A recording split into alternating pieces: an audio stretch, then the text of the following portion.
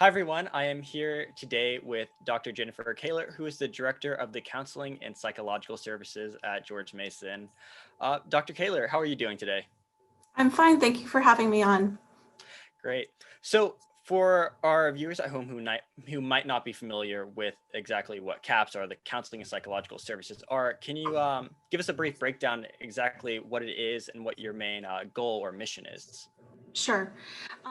So CAP supports students by fostering the well-being of the diverse Mason community through psychological, learning, outreach, and consultation services. Our staff are licensed clinical psychologists, licensed social workers, licensed professional counselors, and we also have a psychiatrist on our staff. And we also have pre-doctoral psychology interns who are in the last year of their doctoral programs that are in training with us. In terms of our services, we offer all of our services virtually during the COVID-19 pandemic.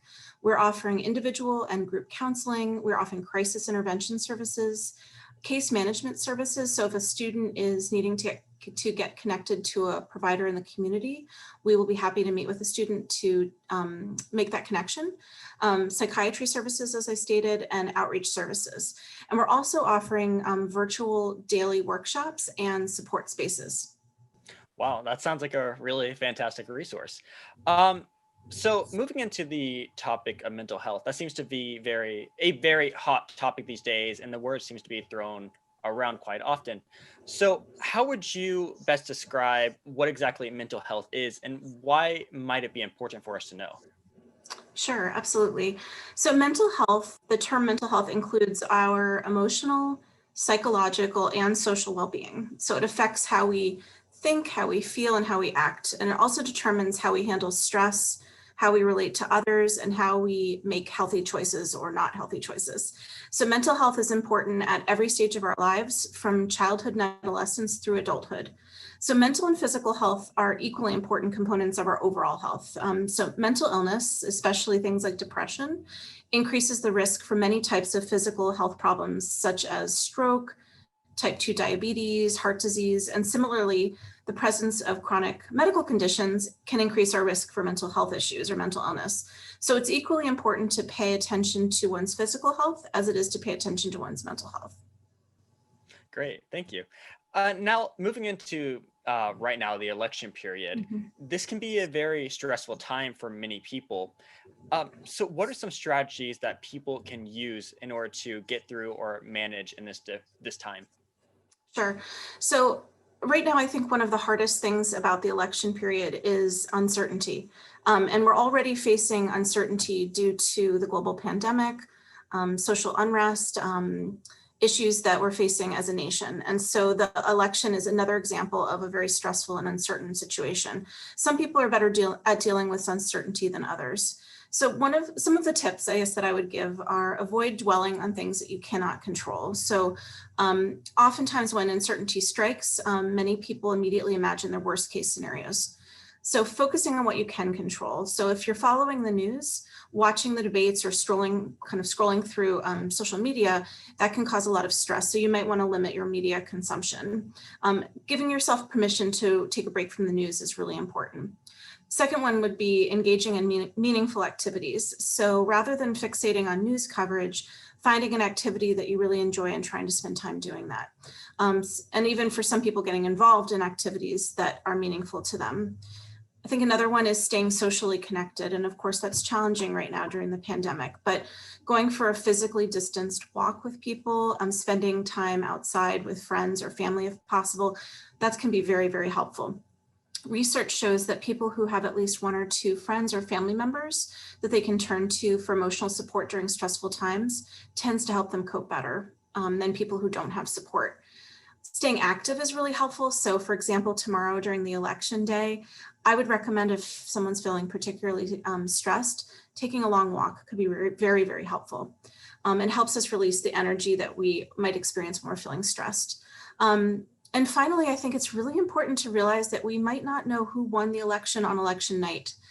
So if you are somebody that will raise your anxiety, keeping busy with things, taking a break from checking the news frequently, I know this is hard to recommend, but maybe even going to bed early and just deciding that it's better to take care of yourself and getting an update in the morning might be the best strategy. Great. Well, thank you so much for those tips. And I also understand that CAPS is going to be organizing some various activities ranging around the election period and going forward. Would you mind talking about some of those activities or events? Sure. So we're, first of all, very important to know that we're continuing to offer counseling and crisis services as usual. And we actually have extra staff in place in case we have an influx of students who need extra support.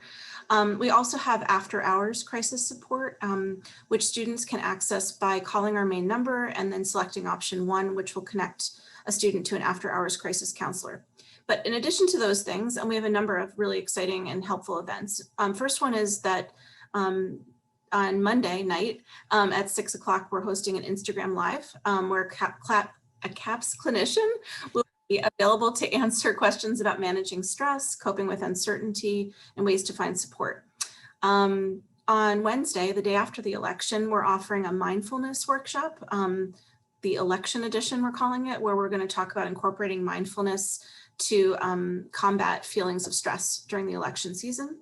Also on Wednesday, we're co-hosting a supportive space with the Student Support and Advocacy Center at 6 o'clock at night to discuss feelings about the election results, connect with others, those kinds of things. And then we're also partnering with the Center for Wellbeing and Mason Rec. We're offering a number of different, co-facilitating a number of different fitness and kind of mindfulness activities with them. All of these events can be found on our website. Under outreach. And we even have a web page on our website that's dedicated to election resources. Great. Those sound like some really awesome opportunities. And just for our viewers at home, what would you say would be the best way for them to get in touch with the CAPS office, or if they'd like to get involved with any of those events you just mentioned? Sure. So our website definitely has the most up-to-date information, which is caps.gmu.edu. And then always, if somebody needs to get connected to a counselor, calling us at our main number, which is 703-993-2380. And our front desk staff will help get a student connected. Great. And then finally, do you have any last words or comments that you'd like to leave with our viewers tonight?